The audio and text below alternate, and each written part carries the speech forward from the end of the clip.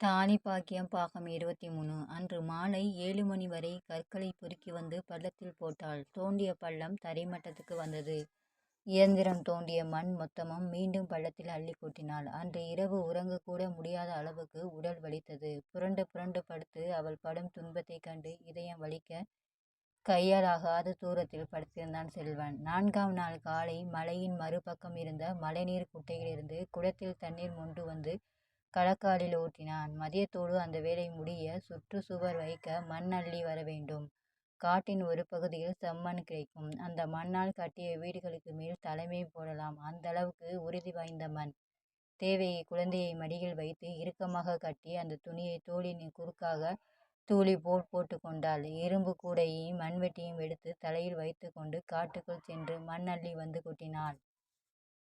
இரவு 7 மணி ஆகிவிட்டது. நிலவின் வெளிச்சத்தை விட அவளது வைராக்கியம் வெளிச்சமாக இருந்தது. கழனியிலிருந்து நேரே அங்கு வந்தவன் சோர்ந்த நடையுடன் தேவகி போவதை பார்த்துவிட்டு தனது வீட்டுக்கு கிளம்பினான் செல்வன். 5ஆம் நாள் காலை கருங்கற்கள் உடைத்து தயாராகிவிட அவர்களே மலையின் மீதிருந்து எடுத்து வந்து தேவகியின் மனையில் போட்டனர். தேவகி இன்னும் கொஞ்சம் மண் அள்ளி வந்து கொட்டிவிட்டு அதில் தண்ணீர் ஊற்றி காலால் மிதித்து சேராக மண்ணை குலைத்தாள். அன்று கூலி வேலைக்கு போகாமல் காமாட்சி பாட்டி குழந்தையை பார்த்து கொள்ள தேவகி சதுரமாக இருந்த கற்களை அடுக்கி மண்ணால் பூசி சுவர் எழுப்ப ஆரம்பித்தாள். கல் உடைப்பவர்கள் உதவிக்கு வர சரி அவர்களுக்கான கூலியை கொடுத்து விடலாம் என்ற முடிவோடு கடகடவென சுவர் வைக்க ஆரம்பித்தாள் தேவகி. பொழுது சாய சாய 3 பக்க சுவர் முடிந்தது. காமாட்சி பாட்டியின் வீட்டிலிருந்து லாந்தர் விளக்கை எடுத்து வந்து 4 பக்க சுவரும் வைத்து முடிக்கும்போது இரவு மணி 8 ஆகிவிட்டது.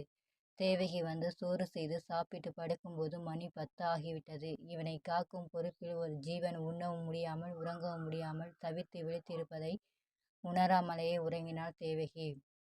நடுச்சாமத்தில் குழந்தையின் அழுகுரல் கூட தேவகியை அசைக்கவில்லை. குழந்தை அழுததும் செல்வன் சட்டென்று எழுந்து அமர்ந்தான். அவ்வளவு அலுப்பில் உறங்கினாள் தேவகி. இயந்திரம் போல் தூக்கத்தில் குழந்தைக்கு பசி அமர்த்தினாள்.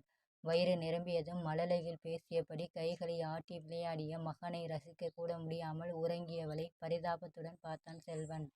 ஏதோ ஒரு அசட்டு துணிச்சல் கை கொடுக்க மெல்ல எழுந்து பூனை நடையாக நடந்து தேவகியின் அருகே வந்து பார்த்தான். நிலவின் வெளிச்சத்தை குழந்தை அழகாக சிரித்தபடி விளையாடியது. குழந்தையின் சிரிப்பை பார்த்ததும் கொஞ்சம் நஞ்சம் இருந்த பயமும் போய்விட செல்வன் குனிந்து குழந்தையை தூக்கினான். குழந்தையை தோளில் போட்டுக்கொண்டு வெளிச்சமான இடத்துக்கு வந்தான். முதன்முறையாக தேவகியின் குழந்தையை தனது தோளில் சுமக்கும் பாக்கியத்தை தந்த கடவுளுக்கு நன்றி சொன்னது செல்வனின் மனம். குழந்தை அவன் முகம் பார்த்து சிரிக்க செல்வனுக்கு அழுகையும் சிரிப்பும் கலந்து வந்தது. அவன் கையில் இருக்கும் குழந்தை தேவகியின் வயிற்றில் இருக்கும்போது கழனியில் படுத்து கொண்டு பலமுறை செல்வன் கனவில் வருடி கொடுத்த குழந்தைதானே. ஆசை தீர குழந்தையின் முகமெல்லாம் முத்தமிட்டான். செல்வனுக்கு சந்தோஷத்தில் கண்ணீர் மட்டும் வந்தது. என்னடா செல்லம், உன்னை என்ன பேர் சொல்லி கூப்பிடுறது? உன் அம்மா இன்னும் உனக்கு பேர் வைக்காம சின்னுன்னு கூப்பிடுறாளே, என் தங்க பிள்ளைக்கு என்ன பேர் வைக்கிறதடா செல்லம் என்று குழந்தையின் காதில் பேசினான். செல்வனின் கொஞ்சலில் குலைந்து போனான் தேவகியின் மகன். இதமாய் செல்வனின் தோளில் படுத்து கொண்டவனை மெல்ல வருடி உறங்க வைத்தான் செல்வன். குழந்தை நன்றாக உறங்கியதும் தூக்கி வந்து உறங்கும் தேவகியின் பக்கத்தில் படுக்க வைத்துவிட்டு துணியால் மூடினான். சற்று நேரம் வரை தேவகியின் முகத்தை வெகுநாள் கழித்து அருகில் பார்த்தான். காதிலும் கழுத்திலும் எதுவுமில்லை. பிறை நெற்றியில் பொட்டில்லை. கலைந்து போய் காற்றில் பறக்கும் செம்பட்டை படிந்த கூந்தல். வெயிலில் உழைத்ததின் அடையாளமாக மங்கிய அவனின் பொன்னிற மேனி. இன்னும் 1 வாரம் உழைத்தினால் கந்தலாகிவிடக்கூடிய புடவை. இத்தனைக்கும் மத்தியில் சிறிதும் குன்றாத மங்காத அழகுடன் அவன் தேவதை. பார்க்க பார்க்க பிடிக்கக்கூடிய அழகு, தேவதையின் அழகு. அவள் பாதங்களையாவது தொட்டு பார்க்க துடித்த விரல்களை அடுக்கி கையை இழுத்து கொண்டு ஒன்றுமில்லாத உற்சாகமான மனநிலை செல்வன் தனது இடத்துக்கு போய் படுத்து கொண்டான். 6வது நாள் காலை வந்த சுவர் நன்றாக காய வேண்டும் என்பதால் அன்று குடிசைக்கு தேவையான கொம்புகளும் பனை ஓலைகளும் வாங்குவதற்காக அலைந்தாள் தேவகி. பாட்டியும் அவளுடன் வந்திருந்தாள். கூரை வீட்டை பிரித்து சிமெண்ட் வீடு கட்டி கொண்ட ஒருவரிடம் போய் பழைய கொம்புகளை விலை பேசி வாங்கினார்கள். அதே போல் ஒரு பழைய கதவையும் வாங்கினாள்.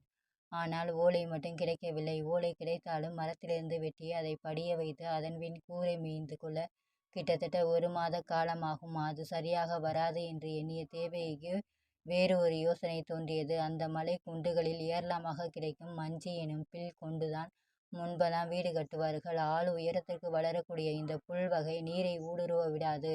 ஒரு முறை கட்டினால் கிட்டத்தட்ட 10 வருடம் வரை அந்த கூரை பயன்படும். காய்ந்து பழுப்பு நிறத்தில் இருக்கும் மஞ்சள் புல்லை பெரிய பெரிய கத்தைகளாக கட்டி ஒன்றன் மீது ஒன்றாக அடுக்கி நார் கொண்டு கட்டி கூறு மீது முகப்பில் தொங்கும் புல்களை அருவாள் கொண்டு சமமாக அறுத்துவிட்டால் அழகான குடிசை வீடு தயார். அதிகால முனிவர்களின் குடில்கள் கூட இப்படித்தான் உருவாக்கினார்கள். தேவகி குழந்தையை நெஞ்சோடு கட்டி கொண்டு அருவாளுடன் மலையேறினாள். விளைந்து பழுத்து கிடந்த மஞ்சு புல்களை கடகடவென அறுத்து தள்ளினாள். பெரிய பாறையில் அள்ளி போட்டு பெரிய பெரிய சுமைகளாக கட்டி பாறையின் கீழே வந்து சுமையை உருட்டி தலையில் தூக்கி கொண்டு கீழே வந்து எடுத்து வந்தாள். 4வது சுமைக்கு பாட்டி வந்து குழந்தையை வாங்கிக் கொள்ள தேவகிக்கு வேலை கொஞ்சம் சுலபமானது. புல்கட்டுகள் வேகமாக அடிவாரம் வந்து சேர்ந்தன. சுமார் 40 முறை மலையில் ஏறி இறங்கினாள் தேவகி. சில நேரம் தேவகியின் கால்கள் பலமிழந்து நடுங்கின.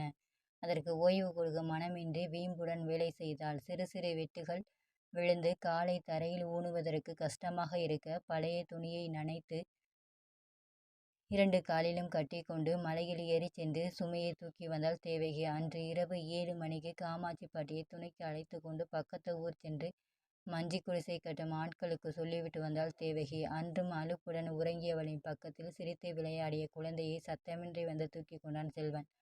மூக்கால் உரசி குழந்தையை அவன் கொஞ்ச தனது இரு கைகளாலும் செல்வனின் தாடையை பற்றி கொண்டு சிரித்தது குழந்தை. குழந்தையை தூங்க வைத்து தேவகியின் அருகில் படுக்க வைத்தவன் அப்போதுதான் தேவகியின் பாதங்களை பார்த்தான். வெடிப்புகளில் கசிந்த உதிரம் உறைந்து போயிருந்தது. கதறியது செல்வரின் மனம். காதல் துணிச்சலை தர தேவகியின் பாதங்களை மெல்ல மெல்ல எடுத்து தனது கைகளில் ஏந்தி முகத்தை அந்த சொரசொரப்பான பாதத்தில் பதித்தான். அவனையும் அறியாமல் வழிந்த கண்ணீர் அவள் பாதத்தில் இருந்த புண்களில் வழிந்தது. பச்சை ரணத்தில் உப்பு நீர் பட்டதும் சுரீரென்று எரிச்சல் எடுக்க தூக்க கலக்கத்தில் தன் பாதங்களை வேகமாக இழுத்த தேவகி கால்களை யாரோ பற்றி இருப்பதை உணர்ந்து பட்டென்று கண் விழித்தாள். அவள் கண்ணெதிரே கண்ணீருடன் செல்வன். இவளின் கால்களை தன் கைகளில் தாங்கியபடி வேறு சமயமாக இருந்திருந்தால் ஆவேசமாக கத்தி அவனை அறைந்திருப்பாள். ஆனால் செல்வனின் கண்களில் வழிந்த கண்ணீர் அவளை தடுத்து நிறுத்த கால்களை மட்டும் உதறி எடுத்து கொண்டாள். அவன் முகத்தை பார்க்கவும் கூசியவளாக தலை குனிந்து அவனை நோக்கி கையெடுத்து கும்பிட்டபடி வேண்டாம் என்பது போல் தலையசைக்க குனிந்திருந்தாலும் அந்த காட்சி அவளின் பார்வை வட்டத்திற்குள் தெளிவாக விழுந்தது. செல்வன் தனது நெஞ்சில் அறிந்து கொண்ட காட்சி தெளிவாக தெரிய சட்டென்று நிமிர்ந்தாள் தேவகி. இவ்வளவு நேரம் அமைதியாக இருந்தவளின் விழிகள் இப்போது நெருப்பு துண்டென சொலித்தன. யாரோட பரிதாபமும் எனக்கு வேண்டாம். எல்லாரும் என்னை வேற மாதிரி சொன்னாங்க. இந்த நேரத்துல என்கிட்ட வந்த நீ என்னைய உண்மையாகவே அப்படியே ஆக்கிடாத. நான் விதவைதானே தவிர நடத்தை கெட்டவ இல்லை. தயவு செய்து என்னை வாழ விடு என்று மெல்லிய குரலில் ஆனால் அழுத்தமாக தேவகி கூற செல்வனுக்கு சவுக்கடி போல் வந்து விழுந்தது. இதயத்தை கிழித்தன தேவகியின் வார்த்தைகள். அவளையே சிறிது நேரம் பார்த்தவன் என்னால உனக்கு எந்த களங்கமும் வராது. குழந்தை அழுதுச்சு, தூக்கிட்டு போய் தூங்க வச்சு கொண்டு வந்து படுக்க வச்சேன் என்றவன் எழுந்து சென்று தனது இடத்தில் படுத்துக்க இவன் தானா குழந்தையை இன்னைக்கு மட்டும்தான் தூக்கி போய் தூங்க வச்சானா இல்லை தினமுமா? இந்த ஒரு இரு கேள்விகளும் பூதகரமா எழுந்து நின்று தேவகியை பார்த்து ஏளனமாக சிரிக்க தேவகி ரொம்பவும் விழுந்து போனது போல் உணர்ந்தாள். இன்னும் ஒரு நாள் தான். நாளை இரவு என்னோடு குடிசையில எந்த நாயையும் உள்ள வர விடமாட்டேன் என்று செல்வனுக்கு கேட்பது போல் சற்று உரக்கவே கூறினாள் தேவகி. மன வேதனையில் படுத்திருந்தவனின் காதில் தேவகியின் வார்த்தைகள் கேட்டது. ஆனால் செல்வனுக்கு கோபமே வரவில்லை, சிரிப்புதான் வந்தது. ஆமாம், நான் நாய்க்குட்டி, உன்னை காவல் காக்கும் நாய். உன் காலையே சுற்றுவேமே தவிர வேற எங்கும் போகாது என்று முணங்கிய படுத்தி கொண்டான். ஆனால் அதன் பின் தேவகி உறங்கவே இல்லை. கண்ணீர் வழியும் செல்வனின் கண்களை தவிர வேறு எதுவும் தெரியவில்லை. அவன் கண்ணீருக்கு அர்த்தம் என்ன? இப்படி ஆயிட்டேனேன்னு பரிதாபப்படுறானா? ஏனோ அவனது பரிதாபம் கூட தேவகிக்கு ஆத்திரத்தையே ஏற்படுத்தியது. புகையும் இதயத்தோடு விடிய விடிய விழித்து கிடந்தாள். சரியாக 4:30 மணிக்கு இருட்டோடு எழுந்து செல்வன் செல்வதை பார்த்தாள். சற்று பொறுத்து குளிப்பதற்காக உடைகளை எடுத்துக்கொண்டு குளத்துக்கு சென்றவள் நீரில் இறங்கியிருந்தான் கவனித்தான். தூரத்தில் ஒரு உருவம் போர்வை போர்த்தி கொண்டு கையில் ஒரு தடியுடன் எம்மந்திருப்பதை பார்த்ததுமே அது செல்வன்தான் என்று கண்டுகொள்ள முடிந்தது. ஓ, தினமும் வந்து காவல் காக்கிறானாகும். மீண்டும் உள்ளுக்குள் புகைந்தது. கோபம் குறையாமலே குளித்துவிட்டு வெளியே வந்தாள். இவள் பள்ளிக்கூடத்தை நோக்கி நடக்கும்போது சட்டென்று நின்று திரும்பி பார்க்க செல்வன் எழுந்து நின்று இவள் செல்லும் வரை பார்த்து கொண்டிருந்தான். தேவகி விடுவிடென்று நடந்து சென்றாள். 7வது நாள் காலை 8 மணிக்கே கூரை கட்டும் ஆட்கள் 4 பேர் வந்துவிட வேலை வேகமாக நடந்தது. தேவகி அவர்களுக்கு உதவியபடி அவர்களுக்கு சாப்பாடும் தயார் செய்தாள். மதியம் சரியாக 2 மணிக்கு தேவகியின் அழகான குடில் தயாராகிவிட்டது. தன் கண்ணெதிரே கம்பீரமாக நின்ற குடிசையைக் கண்டு தேவகிக்கு கண்ணீர் தான் பெருக்கிட்டது. முகத்தை மூடிக்கொண்டு குலுங்கியவளின் தோளில் தட்டி ஆறுதல் படுத்தினாள் பாட்டி. கூரை கட்டியவருக்கு சாப்பாடு போட்டு அவர்களுக்கான கூலியை கொடுத்து அனுப்பினாள்.